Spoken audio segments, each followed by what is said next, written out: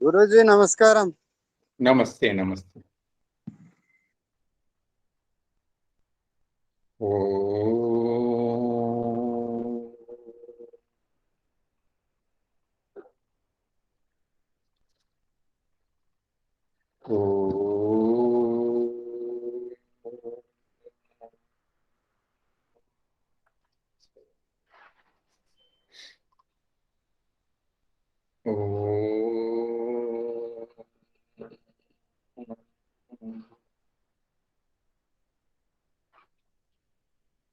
ఓం విశ్వాని దేవ సవితర్ దురితాని పరాసువా యద్భద్రం తన్న ఆసువా యద్భద్రం తన్న ఆసువా త్వమేవ మాతా చ పితా త్వమేవ త్వమేవ బంధుశ్చ సఖా త్వమేవ త్వమేవ విద్యా ద్రవిణం త్వమేవ త్వమేవ సర్వం మమ దేవ దేవా త్వమేవ సర్వం మమ దేవ దేవా. హే పరంపిత పరమాత్మ, లోకరక్షక, సచ్చిదానంద స్వరూప, జగదుత్పాదక దేవ, నీవే మా తల్లివి, తండ్రివి, గురువు, దైవం, మా విద్య, మా ధనము కూడా నీవే ప్రభు. సమస్త దోషములను దూరం చేసి కళ్యాణకరమైన శుభకరమైన పదార్థములను అందరికీ ప్రసాదింపము. అట్టి జ్ఞానమును కూడా అందరికీ ప్రసాదించుము తండ్రి. నీకు నమస్కారములు, అనేక నమస్కారములు, కోటి కోటి నమస్కారములు ప్రభు.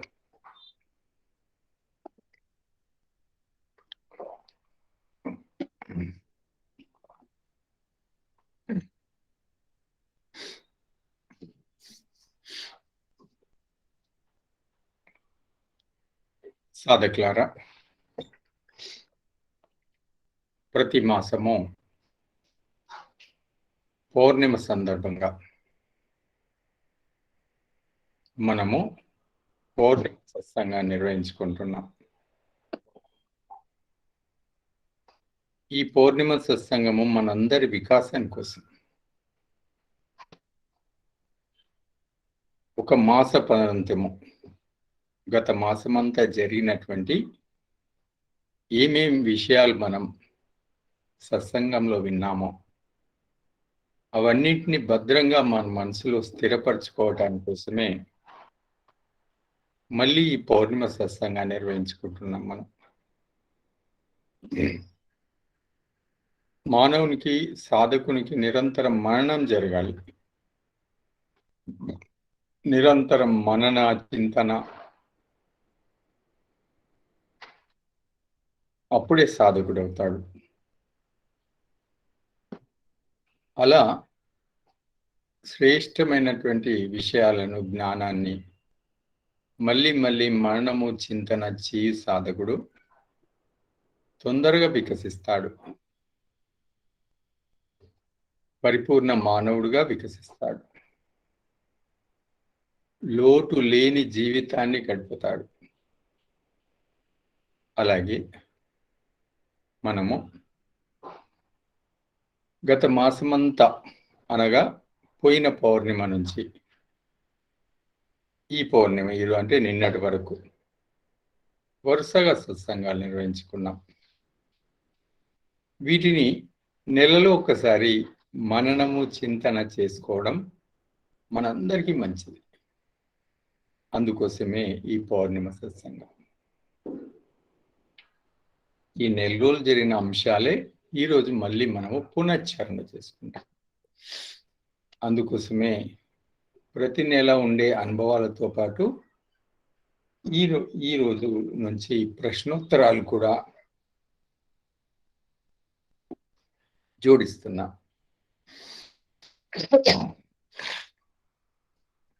కాబట్టి ఒక ప్రశ్నతోనే ప్రారంభం చేస్తాను.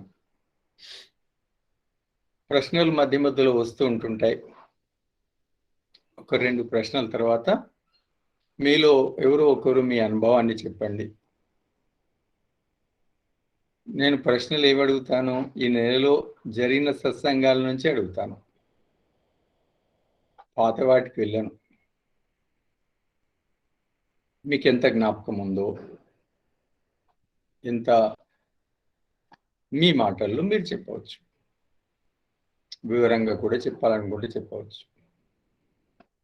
అలాగే అనుభవాల విషయంలో మీరు ఏమేం విషయాలు విన్నారు, గ్రహించారు అని అవి కూడా చెప్పవచ్చు. మీరు మీ అనుభవాలు చెప్పేటప్పుడు ఏ విషయాన్ని వింటుంటే మీ మీద ఏ రకంగా మీ మనసు మీద ప్రభావం పడ్డది అలా కూడా చెప్తే మిగతా వాళ్లకు అది ప్రభావవంతంగా ఉంటుంది.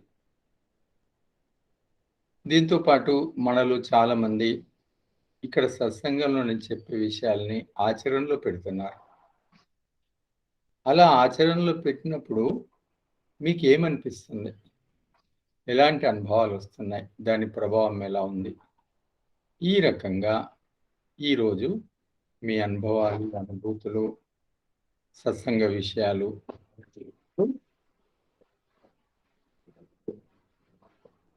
మధ్య మధ్యలో ప్రశ్నలు. మొట్టమొదలు ఒక ప్రశ్నతో ప్రారంభిస్తాను.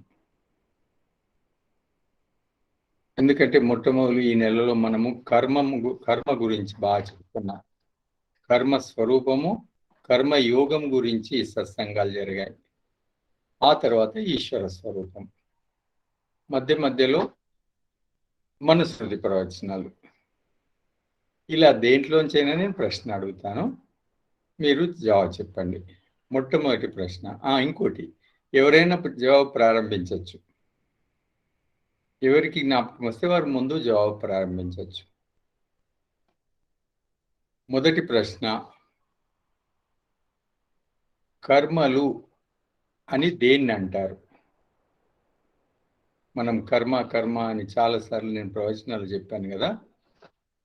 కర్మలు అని వేటిని అంటారు చెప్పండి. నమస్తే. నమస్తే. కర్మలు అంటే కర్తవ్య భావంతో చేయడమును కర్మలు అనబడును. కాదు, మనం చేసే పనులు. మనం చేసే ఎవరెవరు చెప్పేది? అరుణ చెప్పమ్మా. అరుణ చెప్పు. చేసే పనులు అంతే. ఇంకా ఏ భావన దీంట్లో లేదు. నేను కేవలం కర్మలు అన్నా. కర్మలను వేటిని అంటారంటే మనం చేసే వాటిని. మనం ఏమి చేస్తామో దాన్ని కర్మ అంటారు. ఇంతే, స్పష్టంగా ఉండాలి మనం. కాబట్టి కర్మ అంటే ఏదో అంటే గతంలో చేసుకునే అది కూడా కర్మ అంటారు. ఏం చేద్దాం, కర్మ ఇట్లుంది అంటారు, అది వేరే మాట. ఇప్పుడు మనం మాట్లాడుకునే కర్మలు అంటే మనం చేసేవి, వాటిని కర్మలు అంటారు. రెండవ ప్రశ్న, మనం చేసే కర్మలు ఎన్ని రకాలుగా ఉంటాయి? 3 రకాలు. ఏంటి అమ్మవి? మనస, వాచ, కర్మ. మనస్సుతో గాని, వాక్కుతో గాని, శరీరంతో గాని. అరుణ చకచక చెప్పేస్తుంది. బాగా చెప్పినమ్మా. మానవుడు చేసే కర్మలు 3 విధంలో ఉంటాయి. అందరికీ శరీరంతో, చేతులతో చేసే కర్మలే కర్మలు అని సాధారణంగా తెలుసు. మనం మాట్లాడితే కూడా అది కూడా ఒక కర్మనే. మాటల ద్వారా అది కూడా కర్మనే. ఆలోచించడం కూడా ఒక కర్మనే. కాబట్టి మనం చేసే కర్మలు 3 రకాలు: మనస, వాచ, కర్మ అనగా శరీర. మనసుతో చేసే ఆలోచనలు కర్మలే. అలాగే నోటితో మాట్లాడేటి కూడా కర్మలే. అలాగే చేతులతో చేసేవి, శరీరంతో చేసేవి కూడా కర్మలే. ఈ 3 కర్మలే. ఇది ఇక మనము కర్మకు సంబంధించి చాలా విషయాలు చెప్పాను. దాంట్లో కర్మయోగము అనే ఒక పదం చెప్పాను నేను. కర్మయోగము దేన్ని కర్మయోగం అంటారు అని అనేక సార్లు చెప్పాను. ఇప్పుడు ప్రశ్న ఏంటంటే కర్మయోగము అనగానేమి? ఇది ఎవరైనా చెప్పండి. యోగ దృష్టితోటి నిష్కామ ఫలమును ఆశించి ఫలితం లేకుండా కర్మను చేయటం యోగ కర్మ. ఫలితాన్ని ఆశించకుండా నిష్కామ ఫల కర్మ. సాంబశివరావు గారు వారి పద్ధతిలో వారు జవాబు చెప్పారు. ఇంకెవరైనా చెప్పండి, కర్మయోగము అనగానేమి?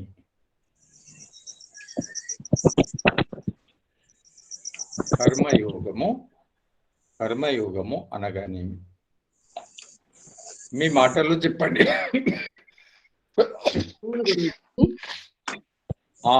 చెప్పమ్మా. మనసులో లౌకిక విషయాలు లేకుండా పరమాత్మను ఆశ్రయించడమే కర్మయోగం. మనసు నిండా పరమాత్మను ఆశ్రయించడమే కర్మయోగం. మనసు నిండా పరమాత్మను ఆశ్రయించడమే కర్మయోగం. ఇంకా మిగతా వాళ్ళు కర్మయోగము అనగానేమి? అంటే మనం చేసే కర్మలు ఎప్పుడు యోగయుక్తమవుతాయి, ఇప్పుడు దాన్ని యోగం అంటారు. గురూజీ చెప్పండి. మనం కర్తవ్య భావన చేసినప్పుడు చేసే కర్మలు కర్మయోగం అయితే. భీమరావు గారు అసలైన జవాబు చెప్పారు. మీరు చెప్పిన దాంట్లో ఇప్పుడు ఇంతకుముందు ఇద్దరు చెప్పారు, దాంట్లో కొంత ఉంది అర్థము. కానీ అసలైన అర్థం ఏంటంటే కర్తవ్య భావంతో కర్మలు చేయుట. ఇక దాంట్లో మిగతా అన్ని వచ్చేస్తాయి. ఇప్పుడు మిగతా లావణ్య చెప్పిన విషయం కానీ సాంబశివరావు చెప్పిన అన్ని దాంట్లో వచ్చేస్తాయి. కర్మయోగం అనగా ఇది నా కర్తవ్యం, అత్తప్ప ఇంకా మిగతా ఏముండదు అక్కడ. ఇది నా కర్తవ్యము అని కర్మలు చేయుట. కర్తవ్య భావన తప్ప మరొక వేరే ఇతర భావనలు ఏమీ ఉండవు. అది కర్మయోగము అంటారు. ఎందుకంటే కర్మయోగం గురించి లోతుగా చెప్పిన శ్రీకృష్ణుడు భగవద్గీతలో అర్జునుడికి ఇదే చెప్తాడు. నీ కర్తవ్యమే దృష్టి వింటూ అదే స్వధర్మము. కాబట్టి కర్మయోగం అనగా మనం చేసే పనులందు కర్తవ్యం, ఇది నా కర్తవ్యం అని కర్మలు చేయుట. కర్తవ్యము అనే భావంతో కాకుండా ఇతర ఏ భావన వాటి పట్ల ఉండకుండా ఉంటాం. ఇది కర్మయోగం. ఇక కర్మఫలము మనకు అంటుతుంది. మనం చేసే కర్మల ఫలము మనకు అంటుతుంది. అప్పుడు ఆ కర్మ ఫలాన్ని అనుభవించాల్సి వస్తుంది. ఎప్పుడు మనం చేసే కర్మ ఫలం మనకు అంటుతుంది? మనం చేసే కర్మ ఫలము ఎప్పుడు మనకు అంటుతుంది? గురూజీ, మనము చేసే కర్మలు నేను చేస్తున్నాను అని భావిస్తున్నప్పుడు కర్మ ఫలాలు మనకు అంటుతాయి. అదే భగవంతునిపై భారం వేసి చేయడం వల్ల మనకు అంటకుండా ఉంటాయని భావన. భీమరావు గారు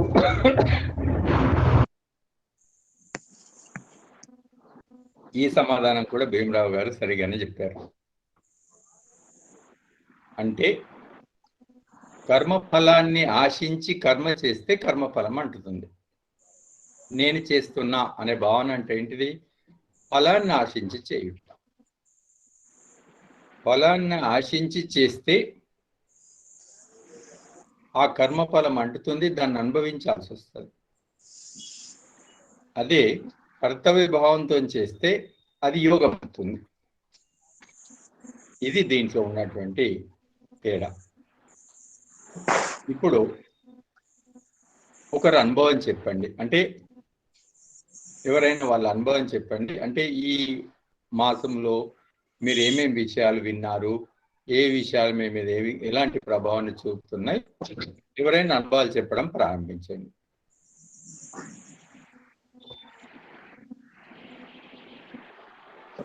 ఓం నమస్తే. నమస్తే గురుజీ. చారి గారు నమస్తే జీ, చెప్పండి. పౌర్ణమి సందర్భంగా మీ పాదాలకు నమస్కరించి మాట్లాడుతున్నా. శుభమస్తు, శుభం భూయాత్. అయితే ఈ మార్గంలో వచ్చినాక నేను ఏదో కొంత తెలుసుకుంటున్నా. అయితే మీరు ఒకటే విషయం చెప్పినది నేను నాతో అయిన కాడికి చేసుకుంటూ వస్తున్నా.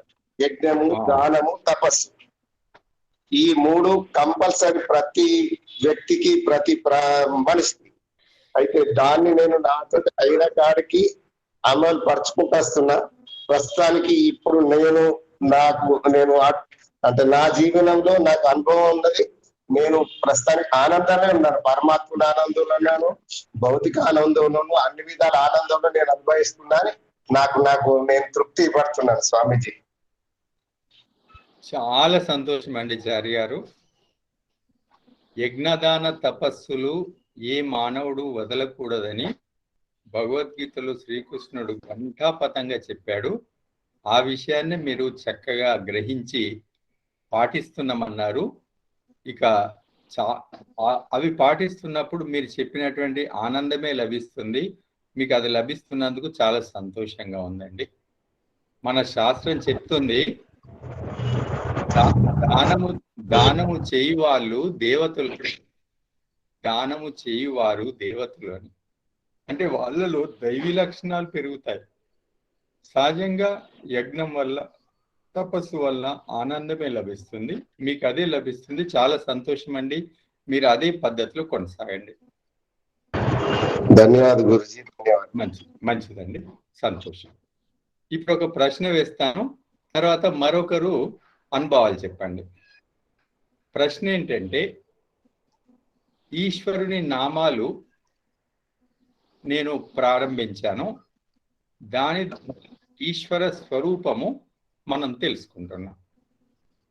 రోజు 3-4 ఈశ్వర నామాల ద్వారా అతని స్వరూపాన్ని తెలుసుకొని ఆనందపడుతున్నాం. అయితే ఈశ్వరునికి అనంతమైన నామాలు ఉన్నాయి. ప్రశ్న ఏంటంటే, ఈశ్వరునికి అనంత నామాలు ఎందుకు ఉంటాయి? ఇది ప్రశ్న.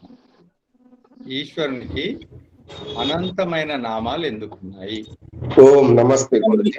చెప్పండి. నమస్తే. వారి ఈశ్వరుడు చేసే పనులను బట్టి నామాలు వస్తున్నాయి. వారు ఏమేమి పనులు చేస్తున్నారు, ఈశ్వరి గుణాలు అంటే ఈశ్వరుని వాళ్ళ యాక్టివిటీస్, వాళ్ళ ఫంక్షన్స్ మీద నామాలు వస్తున్నాయని చెప్తున్నారు. మీరు అనేది నిజమే. ఆయన చేసే కార్యాల వల్ల ఆ పేర్లు వచ్చాయి. కానీ అనంతమైన పేర్లు ఎందుకున్నాయి? అనంతమైన, ఆయన అనంతుడు కాబట్టి అనంతమైన పేర్లు ఉంటాయి. ఎందుకంటే అనంతుడు, ఆయన వేరేనే అర్థం ఉంది. అనంతుడు, నో లిమిట్స్. వచ్చేసింది, జవాబు వచ్చింది. ధన్యవాదాలు గురుజీ. చెప్పారు, జవాబు చెప్పారు. ఈశ్వరునికి అనంతమైన నామాలు ఎందుకున్నాడంటే, ఈశ్వరుడు అనంతుడు, అంతం లేనివాడు, నో ఎండ్ లెస్. ఇంతటితో ఆయన బార్డర్ ఇది అట్లా లేదు. అతడు అనంతుడు, అతడి శక్తి సామర్థ్యాలు అనంతము, అతని జ్ఞానము అనంతము, అతని పురుషార్థము అనంతము. అందువల్ల ఈశ్వరునికి 1 పేరు, 2 పేరు, 10, 100 కాదు, అనంతమైన నామాలు ఉన్నాయి. ఇది అనంతుడు కాబట్టి అనంతమైన నామం. ఇది కరెక్ట్ ఆన్సర్. ఇప్పుడు ఇంకో ప్రశ్న వేస్తాను, తర్వాత ఒకరు అనుభవం చెప్పండి. ఈశ్వరునికి అనంతమైన నామాలు ఉన్నప్పటికీ ఈశ్వరునికి నిజనామం ఒకటి ఉంది. ఈశ్వరు నిజనామం ఏమిటి? ఓం. ఓం. ఓం. చెప్పారు. ఈశ్వరుని నిజనామము ఓం. ఓం అతని స్వంత నామం అన్నట్టు, అది ప్రధాన నామము. మిగతా అన్ని ఇప్పుడు చారి గారు చెప్పినట్టు వారి కార్యాలను బట్టి, ఈశ్వరుని కార్యాలను బట్టి, గుణాలను బట్టి ఆ పేర్లు వచ్చాయి. కానీ అతని యొక్క సహజ సిద్ధమైన స్వనామము ఓం మాత్రమే. ఇప్పుడు ఇంకొకరికి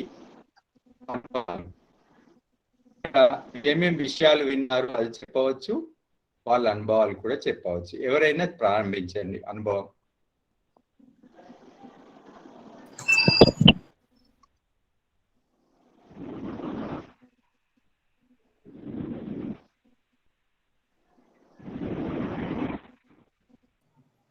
నమస్తే గురూజీ.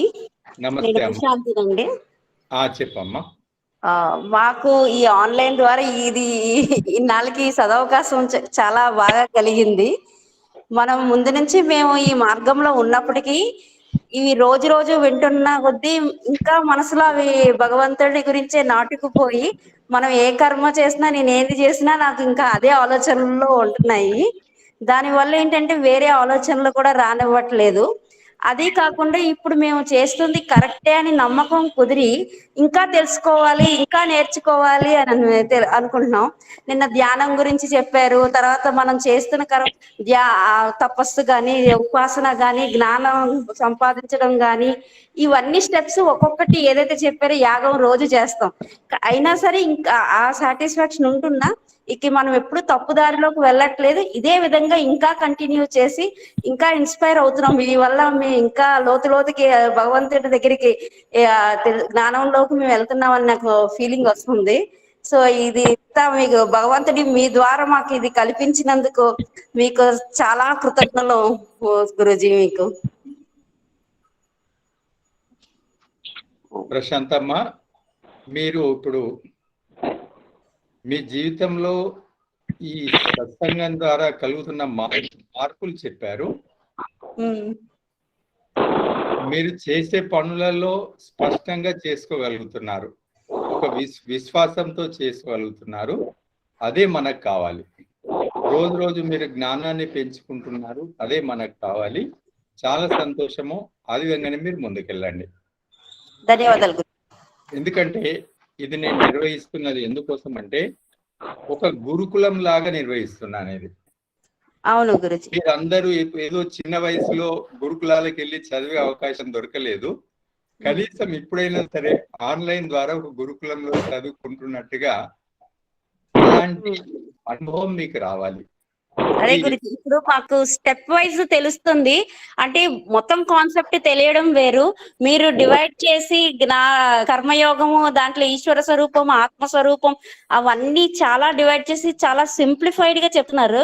దానివల్ల ఫ్రేమింగ్ అంతా బాగా ఫార్మాట్ అవుతుంది అనిపిస్తుంది గురూజీ. మొత్తం అంతా కాన్సెప్ట్. సంతోషం అమ్మా, మీరు సరిగానే గ్రహిస్తున్నారు. సత్సంగం విని విషయాలు గ్రహించి మనల్ని వికసింపజేసుకోవాలి. మన నిత్య జీవితంలో మార్పులు రావాలి. అదే మీరు జరుగుతున్నది చెప్పారు. చాలా సంతోషం. ఈ రకంగానే మీరు ముందుకెళ్ళండి. భగవంతుని ఆశీర్వాదాలు మీకు ఎప్పుడు ఉంటాయి. ధన్యవాదాలు గురూజీ. మంచిదమ్మా. ఇప్పుడు మరొక ప్రశ్న, ఆ ప్రశ్న తర్వాత మరొకరు అనుభవాలు చెప్పండి. ప్రశ్న ఏంటంటే, ఈశ్వరుని నిజనామము ఓం. ఓం మా మధ్యలో 3 ఉంటుంది కదా, అది ఎందుకు ఉంటుంది? ఓంలో 3 ఎందుకు ఉంటుంది చెప్పండి. క్లుతం కాబట్టి అది మూడు అక్షరాలు అనేది 3 అంకె ఇస్తున్నాం. దయానందం గారు క్లుతం అన్నారు. క్లుతం అంటే ఏంటి? అంటే 3 మాత్రల కాలం మట్టు ఉచ్చారణ చేసేది క్లుతం. దయానందం గారు కరెక్ట్ చెప్పారు. ఓంలో 3 ఎందుకు ఉందంటే ఓ తర్వాత 3 ఉంటుంది. అంటే ఓను 3 మాత్రలు పలకాలి. దాన్ని ప్లుతము అంటారు. సాధారణంగా మనందరికీ తలకట్టు దీర్ఘం తెలుసు, అంటే హ్రస్వము దీర్ఘం. దాని తర్వాత ప్లుతం ఉంటుంది. ఇప్పుడు దయానందం గారు చెప్పినట్టుగా ఆ ప్లుతమే కాబట్టి ఓను 3 మాత్రలు పలకాలి. కరెక్ట్ జాబ్ చెప్పారు.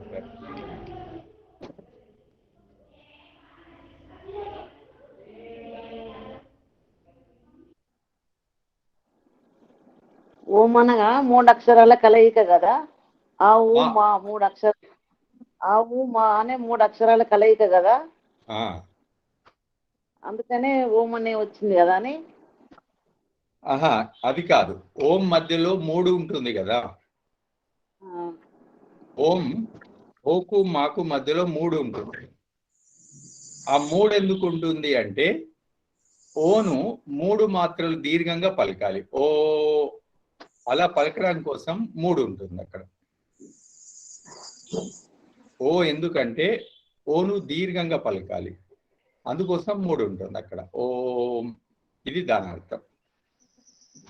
ఇప్పుడు మరొక ప్రశ్న, ఆ తర్వాత అనుభవం చెప్పాలి.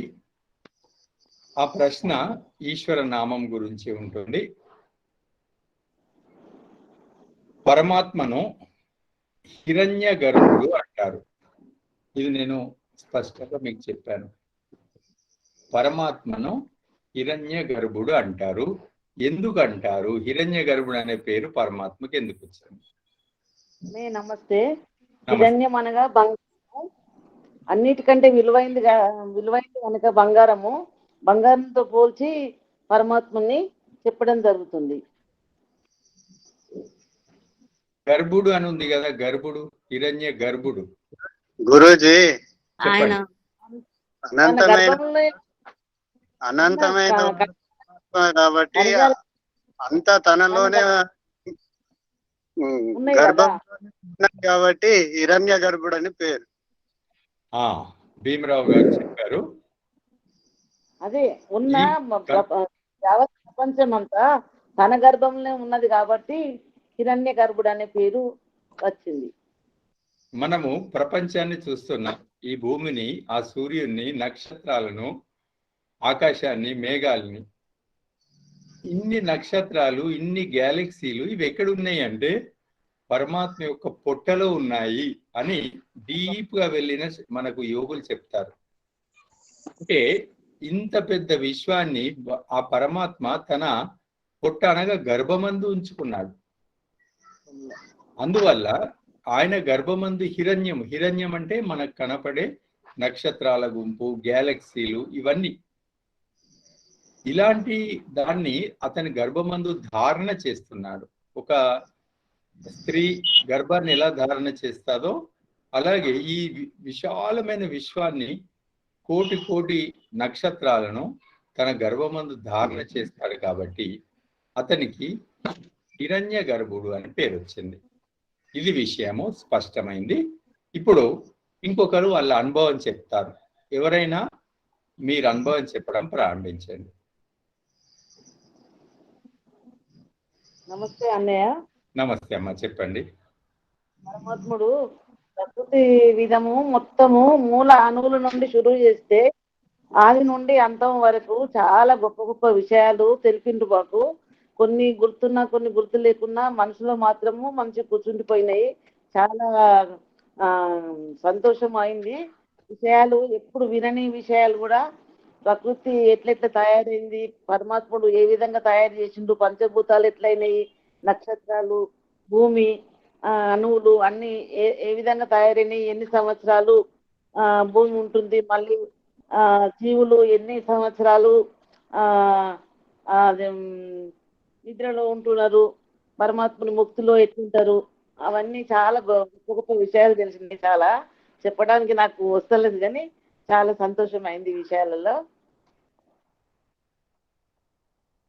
సంతోషం అమ్మా, చాలా విషయాలు నేర్చుకున్నారు.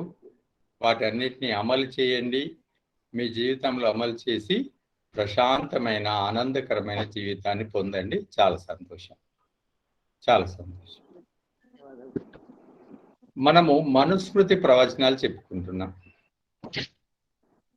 మనుస్మృతి ప్రవచనాల్లో నేను ప్రతి గురువారము అనేక శ్లోకాలు చదువుతూ చెప్తున్నాను. అయితే మనుస్మృతిలో ప్రధానమైన అంశం అనేది ఒకటి ఉంటుంది. మనుస్మృతిలో అనేక విషయాలు చెప్పినా అన్నింటికి మూలం అనే ఒక అంశం ఉంటుంది. అది ఏమిటి?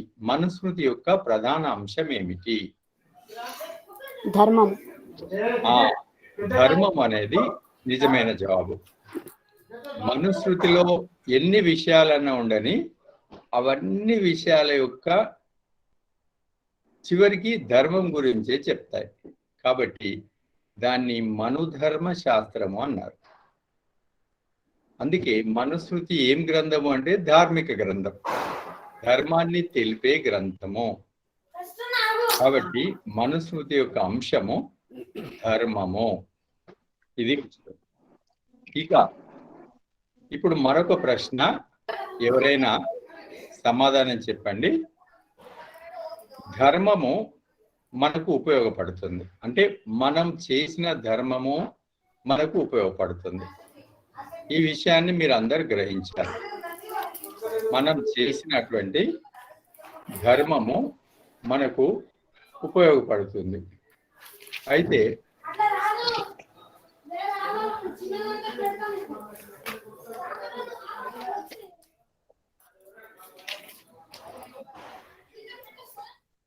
మనం చేసిన ధర్మము మనకు ఉపయోగపడుతుంది. ఏ రకంగా ఉపయోగపడుతుందో చెప్పండి.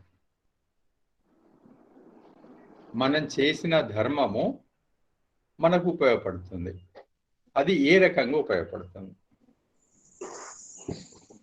ఓం గురూజీ, చెప్పమ్మా. మనం చేసిన ధర్మము పరలోకంలో మనకు చాలా సహాయపడుతుంది. వివరించండి, చెప్పండి.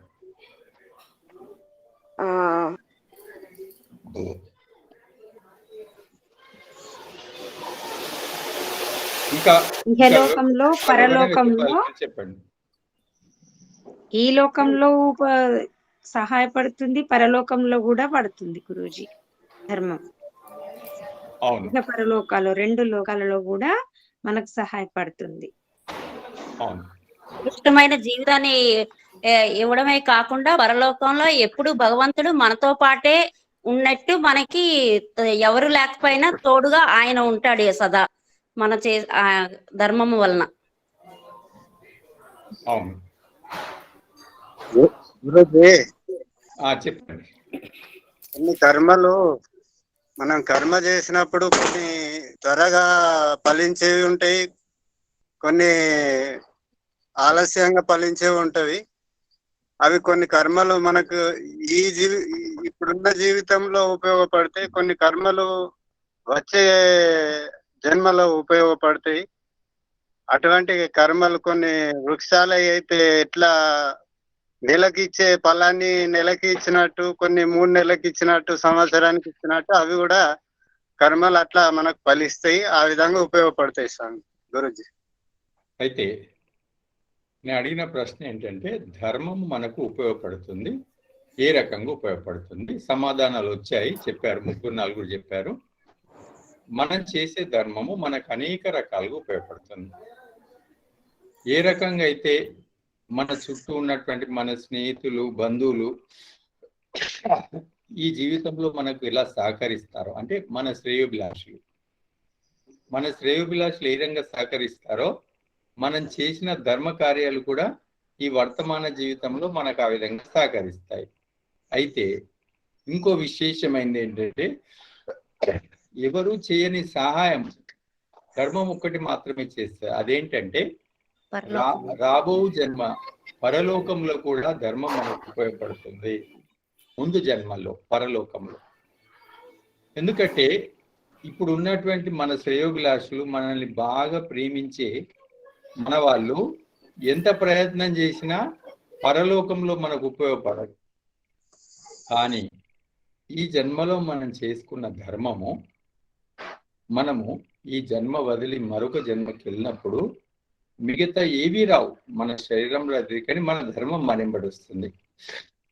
అట్టి ధర్మము మనకు పరలోకంలో కూడా ఉపయోగపడుతుంది. ఈ రకంగా విశేషమైనగా ఉపయోగపడేది మనకు ధర్మము అని చెప్పుకున్నాం. ఇప్పుడు మీలో ఎవరైనా ఒకరు అనుభవాలు చెప్పండి. ఓం నమస్తే గురూజీ. నమస్తే జీ, చెప్పండి. గురూజీ చాలా చక్కగా వివరిస్తున్నారు. మనస్మృతి వచనాలు గాని, జ్ఞానకర్మ ఉపాసనలు, కర్మయోగము, అసలు వినని విషయాలు ఎప్పటి నుండో వైదిక మార్గం పరిచయం ఉన్నా గాని ఈ మీ సత్సంగాల ద్వారా ప్రతిదినం వినడం వల్ల, ఈ మళ్ళీ ఆడియోలు పెట్టడం వల్ల, చాలా మళ్ళీ మళ్ళీ వినడం వల్ల కూడా మాకు పునరావృతం అవుతుంది గురూజీ. దాని వల్ల మాకు చెప్పడం రాకున్నా గాని ప్రతి దినము దినచర్యలో భాగంగా చేసేటప్పుడు ఏది మంచి, ఏది చెడు, ఏది చెయ్యాలి, ఏది చేయకూడదు అనేది మా మనసు చెప్తుంది. ఇది చేయకూడదు, ఇది అసత్య కార్యము, ఇలాంటి అన్నట్టుగా చెప్తుంది. ఆ విధంగా నడుచుకునేటట్టు మేము కొంచెం కొంచెం సిద్ధమవుతున్నాం గురుజీ. ఇంకా చాలా నేర్చుకోవాలి. పరమాత్మని ఏ విధంగా ధ్యానించాలి, ఏ విధంగా ఉపాసించాలి, ప్రతి విషయాలు అరటి పండు ఒలిచి పెట్టినట్టుగా మీరు అందిస్తున్నారు గురుజీ. విషయాలను చాలా అద్భుతంగా ఉన్నాయి గురుజీ. ప్రతి కార్యం చేసేటప్పుడు కూడా కర్తవ్య భావంతో చెయ్యాలనేది చాలా నచ్చింది గురుజీ. కొన్నేమో ఒక్కొక్కసారి పుణ్యం వస్తుందన్న భావంతో చేసేదాన్ని నేనైతే, నా విషయము. ఇక మీరు ఆ విషయం చెప్పి నుండి అది అసలు మనసులోకి తెచ్చుకోవడం లేదు. ఇది నా ధర్మం, నా కర్తవ్యం అన్న భావనతోని చేస్తున్నాను గురూజీ. ఆనందం కూడా అవుతుంది అట్లా చేసేటప్పుడు లోపల. చాలా చాలా ధన్యవాదాలు గురూజీ. మీకు చాలా రుణపడి ఉన్నాము. మాకు ఆ పరమాత్మ మిమ్మల్ని అందించినందుకు చాలా ధన్యవాదాలు గురూజీ. సంతోషమమ్మా, మీరు మీ జీవితంలో ఆచరిస్తున్న చెప్పారు. మీరు పనులు చేస్తున్నప్పుడు ఇవి చేసుకుంటూ ఉంటాం గురూజీ. పంచమహాయజ్ఞాలు చేయమన్నారు, వాటికి కూడా ప్రయత్నం చేస్తూనే ఉన్నాం గురూజీ. సంతోషము. మీరు చెప్పిన దాంట్లో ఒక సారాంశం ఏంటంటే, మీ నిత్య జీవితంలో కర్మలు చేసుకుంటప్పుడు మీకు మీ లోపల నుంచే ఒక పిలుపు వస్తుంది. ఏది ఇది చేయాలి, ఇది చేయకూడదు, ఇది ఇలా చేయాలి, ఇలా చేయకూడదు అనేది వస్తుందని చెప్పారు మీరు. దాన్ని వివేకము అంటారు. అయితే ఈ రకంగా సత్సంగాలు ఉంటే మనలో వివేకము పెరుగుతుంది. దాన్ని విచక్షణ కూడా అంటారు.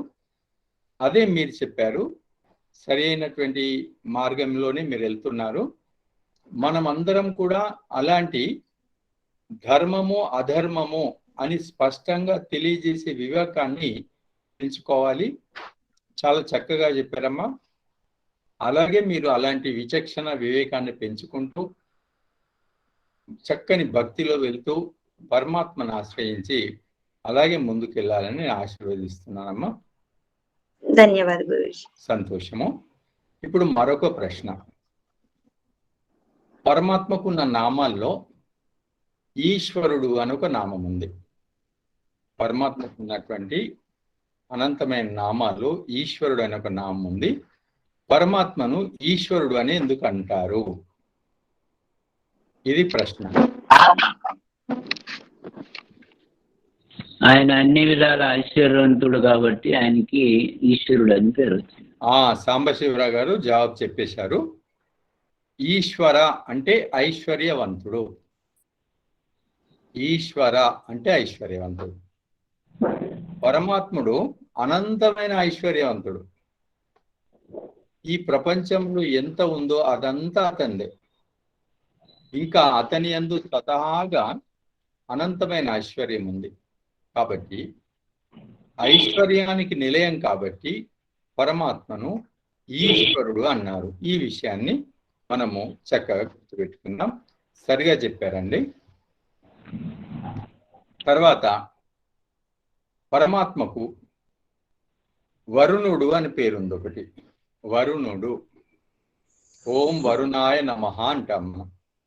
మునము అనే దీని గురించి వివరించాను నేను, వరుణుడు అని ఎందుకు అంటారని. ఇది ప్రశ్న. చెప్పండి, పరమాత్మకు వరుణుడు అని పేరు ఎందుకు వచ్చింది? ఆయన వరించదగిన వాడు కాబట్టి వరుణుడు అని పేరు వచ్చింది.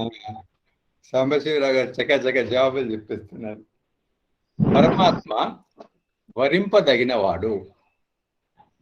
పరమాత్మ వరింపదగినవాడు. ఎందుకంటే మానవ మాత్రులమైన మనము శ్రేష్టత్వాన్ని వరించాలనుకుంటాం, ఉత్తమ తత్వాన్ని వరించాలనుకుంటాం. అలాంటి శ్రేష్టమైన ఉత్తమ దాన్ని వరించాలి అంటే ఈ ప్రపంచంలో ఏముంది? ఈశ్వరుడు మాత్రమే. కాబట్టి ఋషులు, యోగులు, భక్తులు, పరమాత్మ గురించి తెలిసిన వాళ్ళందరూ అతన్నే వరిస్తారు. అతడు మాత్రమే వరించదగిన యోగ్యుడు. కాబట్టి పరమాత్మకు వరుణుడు అనే పేరు వచ్చింది. చాలా సంతోషం. ఇప్పుడు మరొకరికి అనుభవాలు చెప్పటానికి అవకాశం. ఎవరైనా అనుభవాలు చెప్పండి. రోజువారీ జీవితంలో చాలా సమస్యలు వస్తుంటాయి. ఒక్కొక్కళ్ళు వెంటాడతారనమాట. వేటాడినట్టు వెంటాడుతూ ఉంటారన్నమాట. ఈ వేట నుండి బయటపడాలంటే, మనసుని అదుపు చేసుకోవాలంటే ఈ ప్రవచనాలు ఎంత ఉపయోగపడుతున్నాయంటే, కోపం రాకుండా మీద పడే ఈ కబళించే మనుషులను కూడా కొంచెం దూరంగా పెట్టుకుంటూ నిదానంగా మనసుని నిదాన అవస్థలోకి తీసుకెళ్తూ ఈ ప్రవచనాలను గుర్తుపెట్టుకుంటూ మళ్ళీ సాయంత్రం ఎప్పుడు వస్తుందా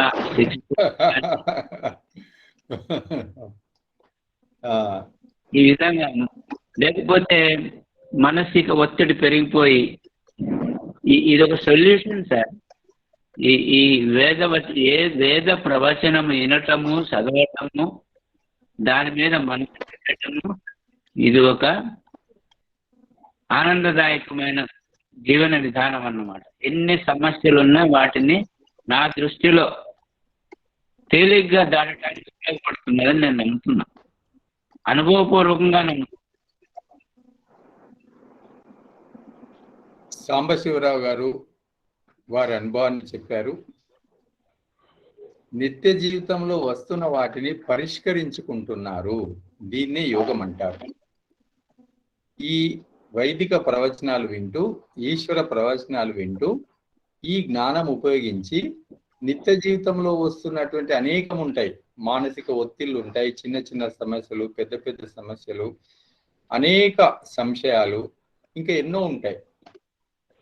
వీటికి పరిష్కారాలు ఈ జ్ఞానంలో అందుతున్నాయి అని చెప్పారు సాంబశివరావు గారు.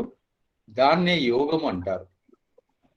ఈ విశేషమైన ఈశ్వరీయ జ్ఞానాన్ని ఉపయోగించుకొని నిత్య జీవితంలో వస్తున్న వాటికి పరిష్కారాలతో ముందుకెళ్ళడమే యోగం అంటారు. సాంబశివరావు గారు చక్కగా చెప్పారు. చాలా సంతోషం అండి, చాలా సంతోషం. ఇప్పుడు మరొక ప్రశ్న తర్వాత వేరే వాళ్ళు అనుభవం చెప్పండి. ప్రశ్న ఏంటంటే, పరమాత్మకు మంగళుడు అని పేరు. అందువల్లనే ఓం మంగళాయ నమః అని అంటాం మనం. మరి పరమాత్మను మంగళుడు అని ఎందుకు అంటారు? ఆ పేరు ఎందుకు వచ్చింది? ఎవరైనా చెప్పండి. మంగళ స్వరూపుడు, సమస్త జీవులకు మంగళము చేయగాడు వాడు కావున మంగళుడు అని పేరు వచ్చింది గురూజీ. తులసిదాస్ గారు నిజమైన ఆన్సర్ చెప్పారు. అందరి జీవులకు మంగళాన్ని అందిస్తారు. మంగళం అంటే శుభము, మంగళం అంటే శుభము. కాబట్టి సమస్త మానవులకు, సమస్త ప్రాణులకు శుభాన్ని, మంగళాన్ని అందించేవాడు. అంతకన్నా ముందు తాను స్వయంగా మంగళ స్వరూపుడు. అంటే శుభము, పరమాత్మ అంటేనే శుభము. తాను స్వయంగా మంగళ స్వరూపుడై అందరికీ మంగళకరమైన జీవితాన్ని ఇచ్చేవాడు. కాబట్టి పరమాత్మను మంగళుడు అన్నారు. మనము ఓం మంగళాయ నమః అంటాము. సరైన జవాబు తులసిదాస్ గారు చెప్పారు. ఇప్పుడు మరొకరు వాళ్ళ అనుభవం చెప్తారు. ఎవరైనా మీ అనుభవము, విషయాల గురించి లేదా మీ ప్రభావము ఏదైనా చెప్పండి.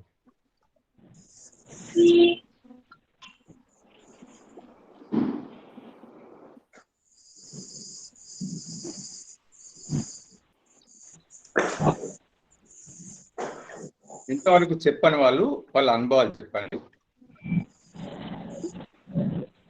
గురుజీ, చెప్పండి. వినడం వల్ల ఆత్మజ్ఞానము, కర్మయోగము, సహన శక్తి, ధైర్యంగా ఉండడము, సమస్యలను ఎట్లా పరిష్కరించుకోవాలి, ధ్యానము, ఉపాసన, ఇవన్నిటి గురించి చాలా తెలుసుకున్నాము. చాలా అందులో ముందుకెళ్తున్నాము. దాంతో మాకు జీవితం సార్థకం అవుతుందని మేము భావిస్తున్నాము. భీమరావు గారు, ఇంతవరకు మనం ఏమేమి చెప్పుకుంటున్నామో తెలియజేశారు. ఆ విషయాల వల్ల జీవితం సార్థకం అవుతుందని వారికి అనిపిస్తుంది. సంతోషము.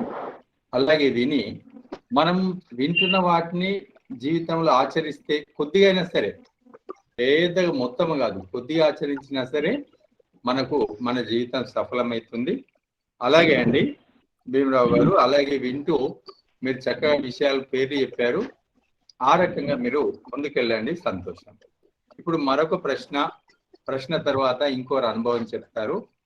ప్రశ్న ఏంటంటే, ఈశ్వరునికి నిర్గుణుడు అని పేరు. ఈశ్వరునికి నిర్గుణుడు అని పేరు. పరమాత్మకు నిర్గుణుడు అనే పేరు ఎందుకు వచ్చింది? పరమాత్మ సత్వ రజ తమో గుణములు, రాగము, ద్వేషము, అవిద్యాది క్లేశ రహితుడు, శబ్ద స్పర్శ రూపాది గుణరహితుడు అగుటచ్చే పరమాత్మకు నిర్గుణుడు అని పేరు. బహుశా ఈశ్వర నామాలు పుస్తకం చూసి చెప్తున్నట్టున్నారు. అందులో ఉన్నట్టు చెప్పినట్టు అనిపిస్తుంది. లేదు మామే, నాకు స్పష్టంగా తెలుస్తుందిలే. అయితే స్పష్టంగా అర్థమైంది. నిర్గుణుడు అనే పేరు ఎందుకు వచ్చింది అంటే, పరమాత్మ యందు ఏ అయితే అల్పగుణాలని మనుషుల్లో చూసామో అలాంటి అల్పగుణాలు లేవు. పరమాత్మ యందు అల్పగుణాలు ఉండవు. మనుషుల్లో అనేక అల్పగుణాలు ఉంటాయి. పరమాత్మ యందు అలాంటి అల్పగుణాలు లేవు. మనుషులు ఈర్ష, ద్వేషము, కపటము, గర్వము, దంభము ఇవన్నీ ఉంటాయి. పచ్చి స్వార్థం ఉంటుంది. కానీ పరమాత్మ యందు ఇవి ఏమి ఉండవు. అలాగే సత్వరజ తమో గుణాలు 3 మనుషుల్లో ఉంటాయి, ఉండవు. ఇలాంటి ప్రకృతి గుణాలు, అల్ప గుణాలు పరమాత్మ ఉండవు. కాబట్టి పరమాత్మను నిర్గుణుడు అని చెప్పారు. ఇది కరెక్ట్ జవాబు, బాగానే వచ్చింది. సంతోషం. ఇప్పుడు వాళ్ళ అనుభవం చెప్తారు. ఇంతవరకు అనుభవం చెప్పని వాళ్ళు ఇంకొకరు అనుభవం చెప్పండి.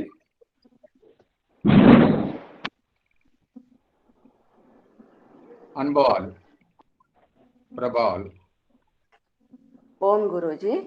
ఓం అమ్మ, చెప్పండి అమ్మా. గురువు గారికి నా పాదాభివందనం. శుభం. గత సత్సంగాలలో మీరు మాకు చాలా జ్ఞానం ప్రసాదించారు. మను మహర్షి గారు చెప్పినవి సదాచారం గురించి ఒకటి, కర్మయోగం గురించి, ఈశ్వర స్వరూపం గురించి మాకు చాలా బోధించారు. కర్మయోగంలో దోషరహితమైన కర్మలు చేయాలి, కర్తవ్య భావంతో కర్మలు చేయాలి, ఆసక్తి రహితులమై కర్మలు చేయాలి అని చెప్పారు. ఈశ్వర స్వరూపంలో కూడా మాకు భక్తిలో లోతుగా వెళ్ళాలంటే ఈశ్వర నామాలు తెలుసుకోవాలని చెప్పారు. మీరు ఇచ్చిన ఈ జ్ఞానం మాకు చాలా అమూల్యమైనది. మీరు బోధించిన మార్గాన్ని ఆచరించే శక్తి ఆ పరమాత్మ నాకు ప్రసాదించాలని నేను కోరుకుంటున్నాను గురూజీ. చాలా ధన్యవాదాలు. సంతోషం అమ్మా. మనం ఏమేం చెప్పుకుంటున్నాం ఆ విషయాలు మనకు మంజులమ్మ తెలియజేస్తుంది. నేను గృహస్థులైన మనందరికీ ఏం అవసరమో అదే మరీ సెలెక్ట్ చేసి మీ ముందు ఉంచుతున్నా.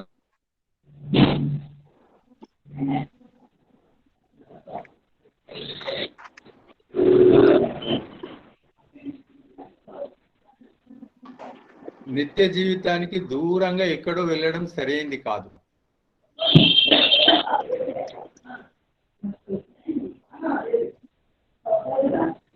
అందుకే నేను కూడా మీకు నిత్య జీవితంలోని విషయాలే అందిస్తున్నాను.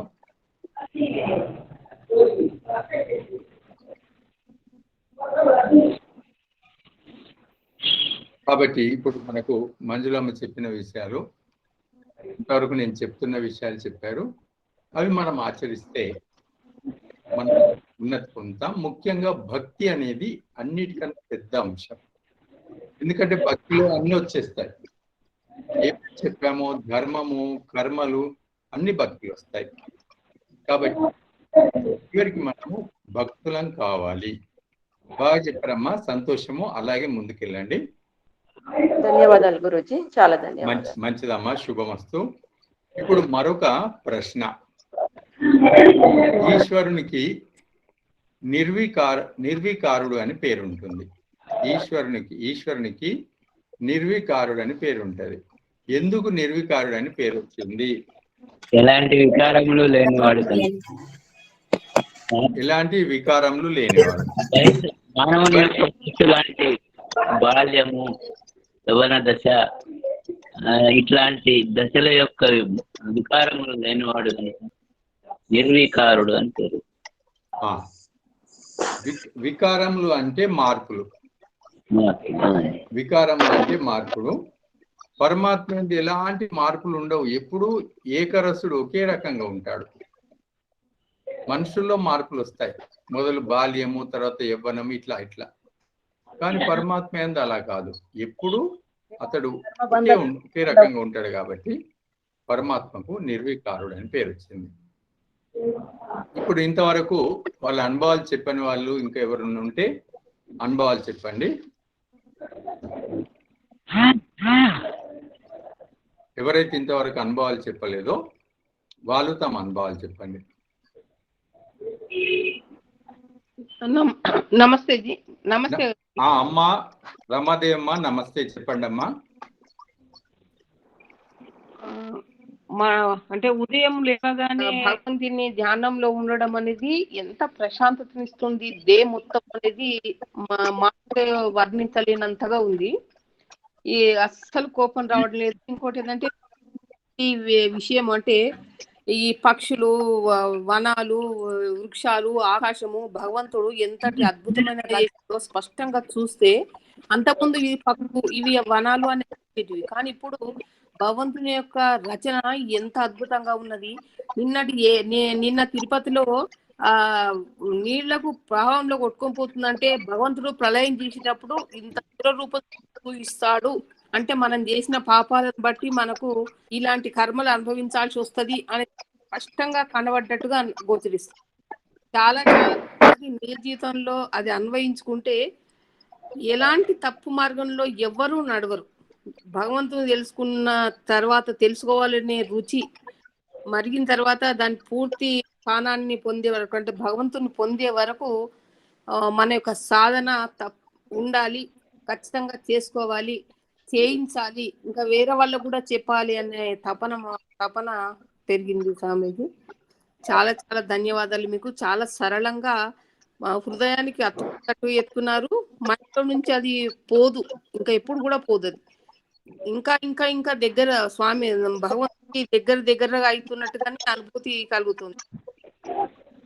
నమస్తే. చాలా సంతోషం అమ్మా, మీకు మంచి అనుభవాలు వస్తున్నాయి. ఈ ప్రకృతిని, సృష్టిలో విషయాలు పరిశీలిస్తూ దాని వెనుక పరమాత్మ కార్యాలను మీరు గమనించగలుగుతున్నారు. చాలా సంతోషం.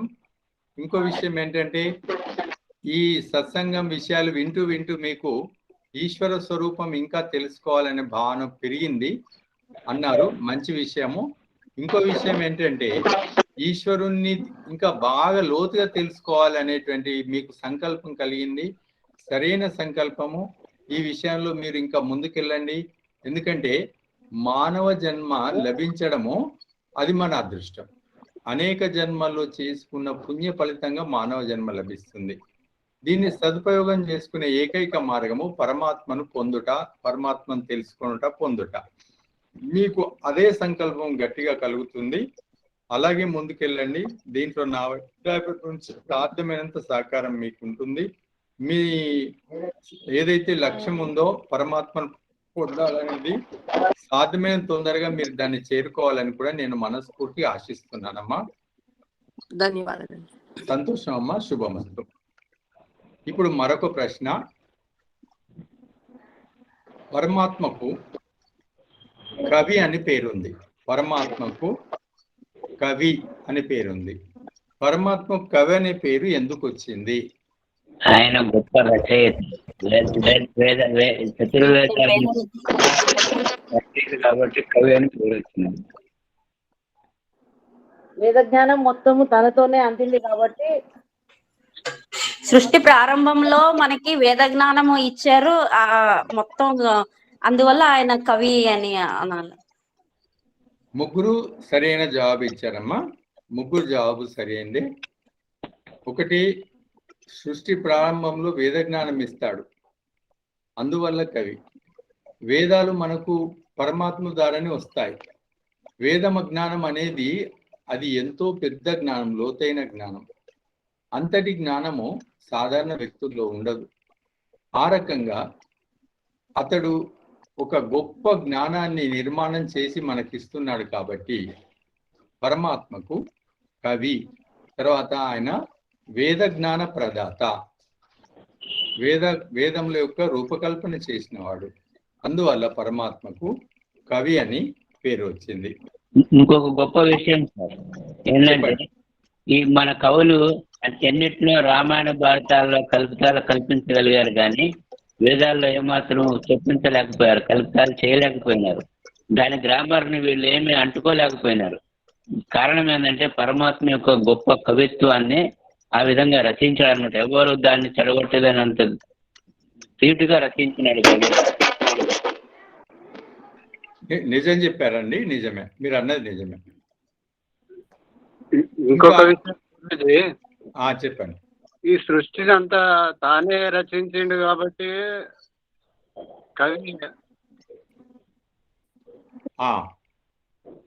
అని పేరు. అవును అవును. తర్వాత ఇంకా ఇంతవరకు అనుభవాలు ఇంకా చెప్పాల్సిన వాళ్ళు ఎవరైనా ఉంటే, ఇంతవరకు చెప్పని వాళ్ళు చెప్పండి. ఇంకా అనుభవాలు చెప్పలేదు గురుజీ, నేను ఇంకొక పాయింట్ చెప్పాలనుకుంటున్నాను. చెప్పచ్చమ్మా, చెప్పండి. మెయిన్ విషయం ఏంటంటే, ఇది ఇప్పుడు మీరు ఇచ్చిన క్లాసెస్ అని మాకు ఫలితము, మా ఆత్మకు ఫలితమే కాకుండా మేము ఒకరికి చెప్పేటట్టు కెపాసిటీ కొంచెం పెరుగుతుంది. ఎందుకంటే మీరు ఇచ్చే ప్రతి పాయింట్ క్వశ్చన్ కి ఉదాహరణలు ఎంత ఇన్స్టెంట్ గా మేము అడిగిన క్వశ్చన్ కైనా మీరు చాలా యాప్ట్ ఎగ్జాంపుల్ ఇస్తారు. దాని వల్ల ఏంటంటే అది బాగా కనెక్ట్ అయ్యి మాకు మైండ్ లో గుర్తుండిపోయి ఎవరికైనా చెప్పినప్పుడు సమాధానం ఈజీగా చెప్పగలుస్తున్నాం అంట. తర్వాత భక్తి అంటే ఏదో వేరేగా కూర్చొని ధ్యానం చేసి గంటల పూజలు చేసేసే కాదు. మన జీవితం మొత్తం, మన నిత్య రోజంతా దాంట్లో కూడా అంతా భక్తిమయంతోనే అన్నట్టు భక్తి తోలకి డెఫినేషన్ మాకు ఇచ్చి దానికి మేము ఈజీగా అందరికి చెప్పగలుస్తున్నాం ఈ మధ్యన. అది కూడా ఒక ఇంప్రూవ్మెంట్. ఇది మీ క్లాసెస్ వల్ల మాకు అది ఇంకా బాగా తెలుస్తుంది అనమాట. అయితే ప్రశాంతమ్మ, నేను చెప్పేదాని యొక్క ఉద్దేశం అదే. అవును గురుజీ. ఆన్లైన్ సత్సంగాలు ఈ రకంగా విషయాల్ని చక్కగా మీ మనసులో కూర్చోబెట్టే విధంగా నేను ఎందుకు చేస్తున్నా అంటే, మిమ్మల్ని కూడా చక్కని ఉపదేశకులుగా తయారు చేయటం కోసమే. నేను ఏదో ప్రారంభించాను ముగించానన్న పద్ధతిలో ఎన్నడూ పోనాలా. మీ హృదయంలో కూర్చుంటుందా, మీ ఆత్మకు దొరకాల్సిన భోజనం దొరుకుతుందా, ఇది నేను వెతుకుతాను ఇప్పుడు. అయితే నా ఉద్దేశం ఏంటంటే, నా జీవితంలోనే కనీసం నాలాంటి వాళ్ళను 10 మంది వాళ్ళని తయారు చేయాలి, అనుభవజ్ఞుల్ని. ఇంకా ఎక్కువ మంది తయారైతే చాలా మంచిది. ఇక సాధారణ ఉపదేశకులైతే వేలాది మంది ఉపదేశకులు తయారు కావాలి. నాలాంటి జ్ఞానము అనుభవం సంపాదించిన వాళ్ళు కనీసం 10 మంది కొత్త వాళ్ళు తయారు కావాలి. అలాగే మీలాగా ఉపదేశం చేసే వాళ్ళు వేలాది మంది కావాలి. అందుకోసమే నేను ఈ సత్సంగాలు చేస్తున్నాను. మీరు అది కూడా సాధిస్తున్నారు, చాలా సంతోషము. మీరే కాదు, ఇప్పుడు సత్సంగంలో వింటున్న ప్రతి వాళ్ళు దీన్ని ఒక లక్ష్యంగా తీసుకోండి. మీరు వింటున్న విషయాలను మీ పద్ధతిలో నేను నా పద్ధతిలో మీకు తెలియజేస్తున్నాను. అదే పద్ధతిలో అయినా సరే, మీ సొంత పద్ధతిలో అయినా సరే, మీకున్నటువంటి సర్కిల్లో ఎవరైతే వినాలని శ్రద్ధ ఉంటుందో వాళ్ళకు కూడా మీరు చెప్పండి. మీ ద్వారా కూడా అనేక మంది తయారు కావాలి. ఇదే నేను కోరుకుంటున్నాను. చాలా సంతోషం అమ్మ ప్రశాంతి గారు. అలాగే మీరు ధన్యవాదాలు. ముందుకెళ్ళండి. అలాగే ధన్యవాదాలు. మంచిదమ్మా, శుభం. ఇంకా ఎవరైనా అనుభవాలు మిగిలిపోతే చెప్పవచ్చు. ఇంకా ఎవరైనా అనుభవాలు చెప్పాల్సింది ఉంటే చెప్పవచ్చు. విజయ్ నమస్తే. యాదగిరి గారు నమస్కారం అండి, చెప్పండి. ఇప్పుడు తెలుసుకున్నది మనకు తెలుసుకున్నది ఇంకా చాలా ఉన్నది. మీ ద్వారా ఇంకా తెలుసుకోవాలి. తెలుసుకున్న దాంట్లో ఏం తెలిసిందంటే, సమయాన్ని వృధా చేయకుండా ఈ శేష జీవితంలో పరమాత్మని పట్టుకోవాలి. అదొక్కటి బాగా ప్రయత్నం చేస్తున్నాను. సమయము అతి విలువైనది, అతి అమూల్యమైనది. ఒక్కొక్క నిమిషాన్ని మనం ఇప్పుడు కౌంట్ చేసుకోవాల్సిన సమయం కాబట్టి దాన్ని వేస్ట్ చేయకుండా ప్రతి ఒక్కరికి నేను నా మనవి కూడా అదే, ప్రతి ఒక్కరు కూడా ఇంకా ముందుందిలే, ఇంకా 60 ఏళ్ళు రానిలే, ఇంకా 70 ఏళ్ళు రానిలే, అప్పుడు చూద్దాంలే కాదు. మృత్యువు ప్రతి క్షణము మన వైపు నోరు తెరుచుకొని కూర్చుంది.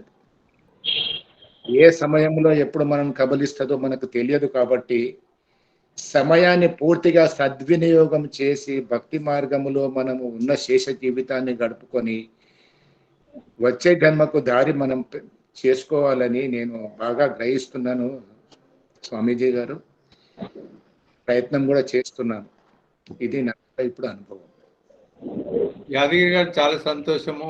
మీరు అందరికీ కొన్ని ముఖ్యమైన సూచన కూడా ఇచ్చారు. సమయాన్ని వృధా చేసుకోకుండా మన జీవితాన్ని ఈ మార్గంలో ముందుకు తీసుకెళ్దామని ఒక పిలిపిచ్చారు. ఇక ఇంకా 60 ఏళ్ళు రాని 70 ఏళ్ళు వచ్చినాక చూసుకుందాము అని ఎవరు అనుకోకండి. మీరు ఎవరెవరు ఏ వయసులో ఉన్నారో అక్కడి నుంచే ప్రారంభించండి అని చెప్పారు. మంచి మాట చెప్పారు. ఇంకోటి ఏంటంటే, ఇప్పుడు మీరు ఏదైతే గ్రహించారో సమయం వృధా చేసుకోకుండా భక్తిలో లోతుగా వెళ్ళి పొందాలి పరమాత్మను అనే మాట, ఒక వానప్రస్థి. మీరు ఇప్పుడు వానప్రస్థిగా ఏది గ్రహించాలనో అదే గ్రహించారు. మీరు అలాగే ఇంకా ముందుకెళ్ళండి. మీ సమయాన్ని సదుపయోగం చేసుకుంటూ మీ జీవితంలో ఆనందకరమైన జీవితాన్ని గడపాలని నేను కోరుకుంటున్నా అండి.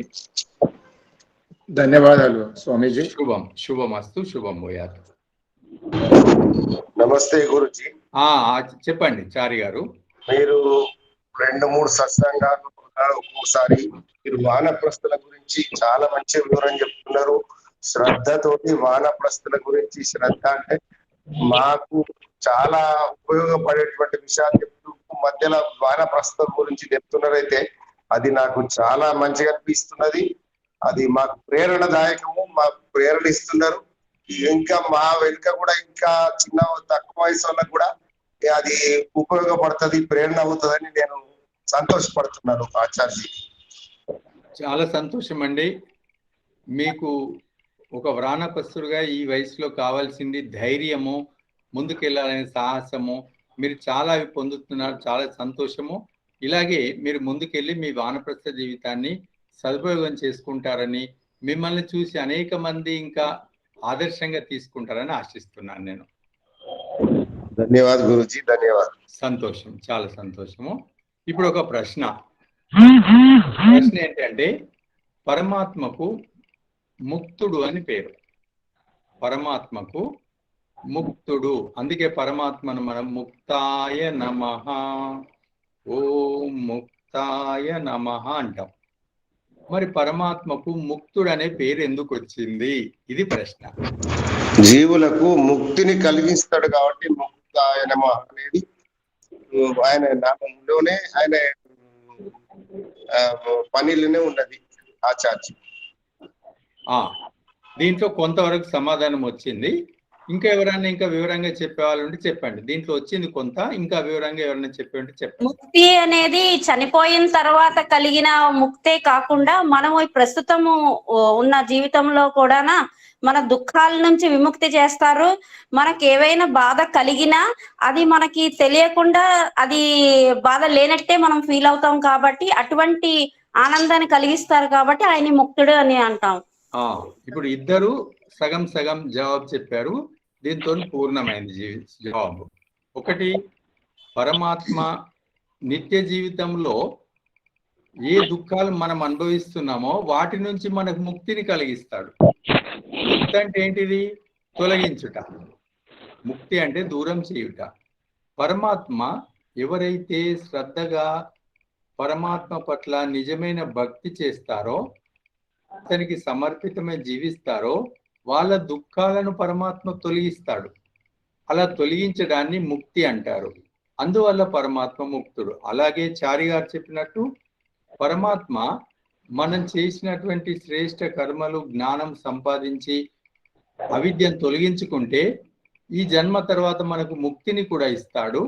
అందువల్ల కూడా పరమాత్మ ముక్తుడు. ఇంకో మూడవది కూడా ఉంది, ఏంటంటే ఆయన స్వయంగా ముక్త స్వరూపుడు. ఆయన స్వయంగా ముక్త స్వరూపుడు. ఆయన ఎలాంటి మిగతా బంధనాలకు లోను కాడు. అందువల్ల కూడా పరమాత్మ ముక్తుడు అనే పేరు. అందుకే పరమాత్మను మనం ముక్తాయ నమః అని పిలుస్తాం.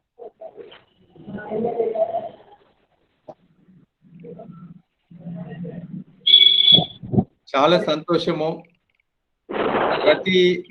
ప్రతి పౌర్ణిమ రోజు జరిగే పౌర్ణిమ సత్సంగం కన్నా ఈరోజు ఇంకా విశేషంగా జరిగింది. మీ అనుభవాలు చెప్తూ అనేక ప్రశ్నలకు జవాబులు కూడా చక్కగా తెలియజేశారు మీరు. ఇలాగే మనం ప్రతి పౌర్ణిమకు చక్కగా విషయం మొత్తము మననం చేసుకొని నేను ప్రశ్న రూపంలో తయారు చేస్తుంటే మీరు జవాబులు ఈ రకంగా చెప్పండి. అలాగే అనుభవాలు. ఈ పౌర్ణిమ ఒక విశేషమైన కార్తీక పౌర్ణిమ. నిజానికి కార్తీక పౌర్ణిమ విశేషత. అలాగే కార్తీక పౌర్ణిమ రోజు అనేక దివ్యలు జ్యోతులు వెలిగించినట్టే మనం కూడా ఇక్కడ జ్ఞానం అనే జ్యోతులు వెలిగించుకున్నాం. చాలా సంతోషంగా ఉంది. చాలా మంది అనుభవాలు కూడా చెప్పారు. ఇక సమయం కూడా అయింది. అయినా కానీ ఇంకెవరైనా ఏదైనా చెప్పదలుచుకుంటే అవకాశం ఉంది, చెప్తే మనం ముగిద్దాం. సార్, వేదములో కల్పము అని ఉంటుంది. కల్పం అంటే ఏంటి? కల్పము అంటే అది ఒక పీరియడ్ అండి, సమయము. వేదాంగాలు 6 వేదాంగాలలో కల్పం ఒకటి. అది వేదాంగాలు